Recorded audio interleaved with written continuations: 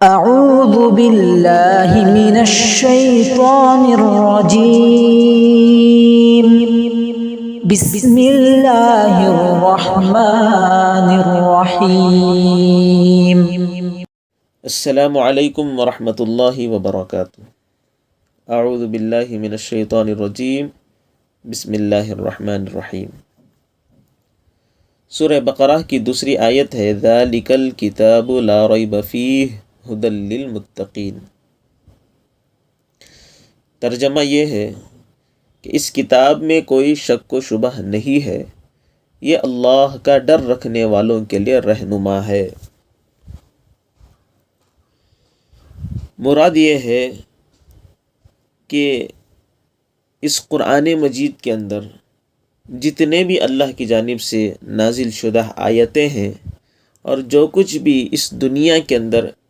ایمان والوں سے، مسلمانوں سے وعدے کیے گئے ہیں،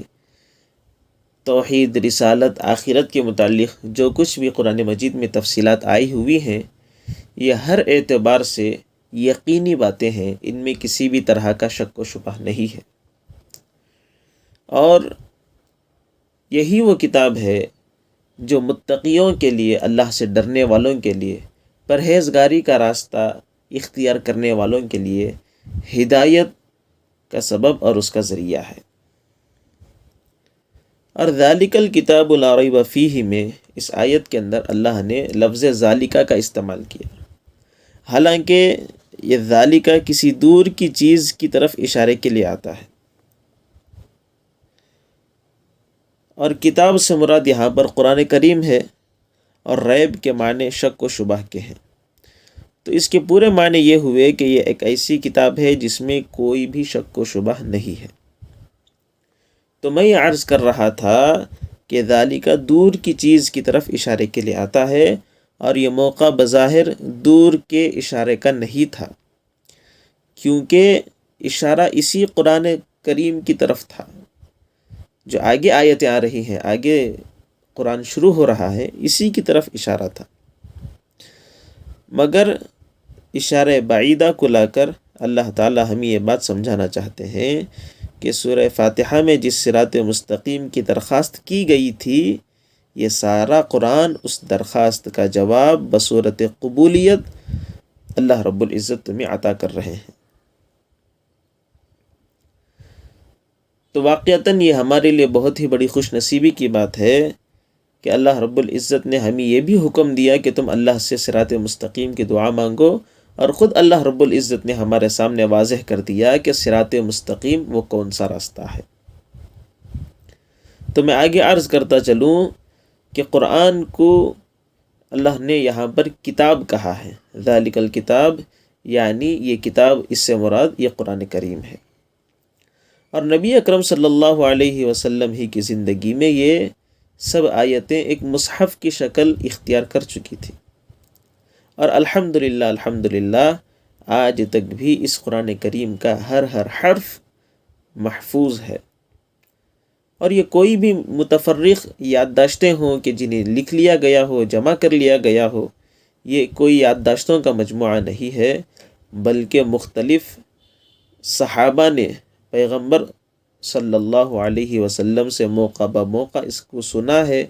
پھر سینہ بسینہ ان کی روایت ایک کے بعد دیگر لوگوں تک منتقل ہوئی ہے۔ اور دنیا میں اسلام کے سوا دوسرے اہل مذاہب کے پاس جو مذہبی صحیفے موجود ہیں، ان کا حال یہ ہے کہ وہ صحائف نہ لفظی تبدیلیوں سے محفوظ ہیں اور نہ ہی معنوی تحریفات سے محفوظ ہیں۔ اور یہ قرآن مجید اللہ کی طرف سے اللہ نے جو ہمیں بھیجا ہے، یہ واقعتاً اللہ ہی کی طرف سے ہے، اس میں کسی بھی طرح کا شک و شبہ نہیں ہونا چاہیے۔ اسی طرح قرآن مجید میں جتنے بھی حقائق اور واقعات بیان کیے گئے ہیں، پچھلی قوموں کے قصوں کو بیان کیا گیا ہے، واقعات کو بیان کیا گیا ہے، اور آنے والے مستقبل کی خبروں کو بیان کیا گیا ہے، جیسے موت کے حالات ہیں، آخرت کے حالات ہیں، برزخ کے حالات ہیں، جہنم کے حالات ہیں۔ تو آگے کی خبروں کو اس میں اللہ نے ذکر کیا ہو، یا کائنات کی چھپی ہوئی حقیقتوں کا اللہ نے ذکر کیا ہو، چاہے ان کا تعلق کسی بھی جوہر سے ہو، چاہے فلکیات سے ہو، طبعیات سے ہو، حیاتیات سے ہو، یہ سب حقیقت پر مبنی ہے۔ ان کے بارے میں کسی بھی طرح کا شک و شبہ ہمارے دل میں نہیں آنا چاہیے۔ اگر کسی بات میں شبہ ہو تو یہ انسان کی کم عقل اور اس کی ناکارہ سوچ کا قصور ہے، نہ یہ کہ قرآن مجید کا بیان غلط ہے۔ لہٰذا آج تک جتنے بھی نئی سائنسی تحقیقات آ رہی ہیں، حرف بحرف قرآن مجید اس کی تصدیق کرتا آ رہا ہے۔ اور آگے اللہ رب العزت فرما رہے ہیں کہ یہ قرآن متقیوں کے لیے ہدایت کا ذریعہ ہے،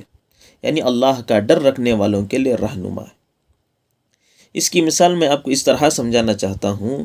کہ جیسے سورج ہے، اس سورج کی روشنی ہر شخص تک پہنچتی ہے، لیکن اس سورج کی روشنی سے فائدہ وہی اٹھا سکتا ہے جس کو دیکھنے والی آنکھ بھی میسر ہو، اور جو آدمی آنکھ ہی سے محروم ہو، صفت بینائی سے وہ محروم ہو، اس کے لیے دن کی روشنی اور رات کی تاریکی دونوں برابر ہیں۔ بادل ہر زمین پر برستا ہے، لیکن سیراب وہی زمینیں ہوتی ہیں جن میں پانی کو جذب کرنے کی صلاحیت بھی ہو۔ سنگلاخ زمین کو بارش سے کچھ نفع نہیں ہوتا ہے۔ تو معزز سامعین، اسی طرح قرآن مجید کے مخاطب تو تمام انسان ہیں۔ قرآن کریم ہر انسان سے مخاطب ہے، ہر انسان کو اللہ رب العزت کا یہ خطاب مل رہا ہے، لیکن قرآن مجید کی دعوت ہدایت سے، یعنی صراط مستقیم کی دعوت سے، ہدایت، رشد و ہدایت کے راستے سے فائدہ انہی لوگوں کو حاصل ہوگا جو واقعتاً رشد و ہدایت کے طلبگار بھی ہوں گے۔ اس کے لیے بنیادی شرط یہ ہے کہ دل میں خدا کا ڈر ہو، اللہ رب العزت کی محبت ہمارے دلوں میں موجود ہو، گناہ اور اللہ کی نافرمانی سے بچنے کی خواہش ہو، کہ گناہ چند لمحے کے لیے ہوتا ہے، آنکھوں کی بد نظری یہ چند لمحے کے لیے ہوتی ہے، زبان میں غیبت اور زبان سے جھوٹ یہ چند لمحے کے لیے ہوتی ہے، لیکن اس کی سزا صدیوں تک چلتی ہے۔ اسی لیے مشہور مقولہ ہے، لمحوں نے خطا کی، صدیوں نے سزا پائی۔ تو الغرض بنیادی شرط یہ ہے، ہدایت کے طلب کرنے والوں کے لیے، ہدایت کا راستہ تلاش کرنے والوں کے لیے بنیادی شرط یہ ہے کہ دل میں خدا کا خوف ہو، گناہ اور اللہ کی نافرمانی سے بچنے کی خواہش ہو، اور اللہ رب العزت کی اطاعت و فرما برداری کا جذبہ ہو۔ انہی صفتوں کے حامل لوگوں کو اللہ رب العزت نے متقین کہا ہے۔ اللہ سے دعا ہے کہ اللہ رب العزت ہمارا شمار بھی متقیوں میں فرمائے، اور ہم کو قرآن مجید کے ذریعے سے اللہ کا قرب حاصل کرنے، صحیح راستہ حاصل کرنے، صحیح راستے تک اور ہدایت کو طلب کرنے کی، اور خصوصاً ہدایت کے سچے پکے طلبگار اللہ ہمیں بنائے۔ السلام علیکم ورحمۃ اللہ وبرکاتہ۔ إن